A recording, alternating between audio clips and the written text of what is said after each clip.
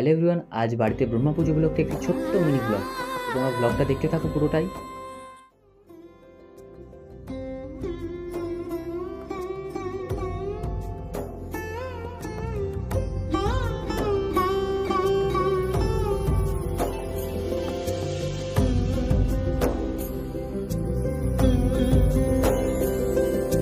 সমারোহে এসো হে পরমতর সুন্দর এসো হে।